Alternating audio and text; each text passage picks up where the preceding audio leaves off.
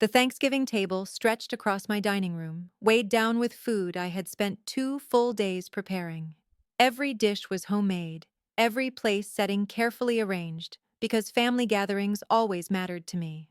My sister Jennifer sat confidently at the head of the table, one hand protectively cradling her 6-month-old daughter, while the other gestured dismissively toward my twins, Emma and Lucas, who were playing quietly in the corner. Without hesitation, she announced that we needed to talk about living arrangements, her voice cutting sharply through the warm family chatter. She explained that her baby needed proper space, a nursery, and room to grow.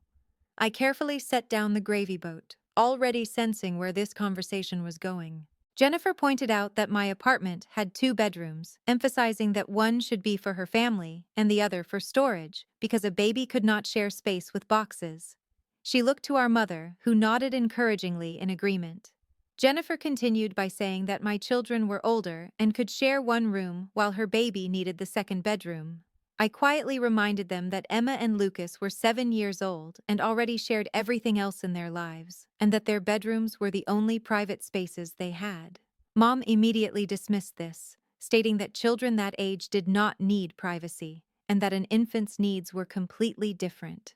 My brother David smirked from across the table and told me to be reasonable, pointing out that my kids were in school all day and questioning why they needed separate rooms at all. Jennifer then shifted the conversation to what she called the building situation, claiming it was unfair that I lived there rent-free while everyone else paid. I explained that I had been managing the building's finances for 3 years, handling rent collection, maintenance scheduling, vendor payments, and tax documentation because of my accounting background, and that I did in fact pay rent.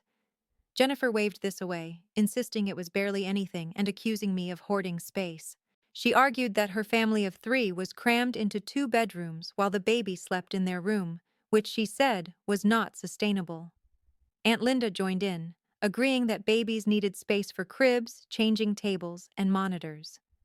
Jennifer declared that all of this belonged in a nursery, which was why she was giving me 1 month to consolidate my kids into one room so she could take over the lease on my 2nd bedroom.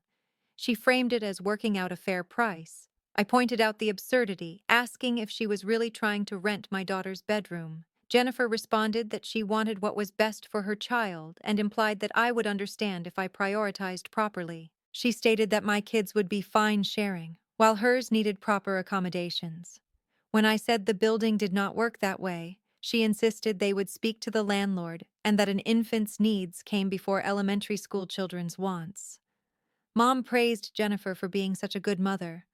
I stood up and began clearing plates, retreating to the kitchen where I could hear them discussing paint colors and furniture for a nursery that did not exist. While I packed leftovers, Emma came in and asked if she had to give up her room. I reassured her that she did not, and told her she was not selfish for wanting her own space. Lucas joined us, repeating that babies were more important than big kids, and I reminded them that every child mattered. When I returned to the dining room, Jennifer had placed a document on the table, explaining that her lawyer had prepared it and that it was just a formality. The document detailed the room transfer, rent allocation, and a timeline for my compliance. She slid it toward me and told me to sign. I picked up the document and noticed how detailed it was, down to the exact measurements of Emma's room and even paint color approval requirements.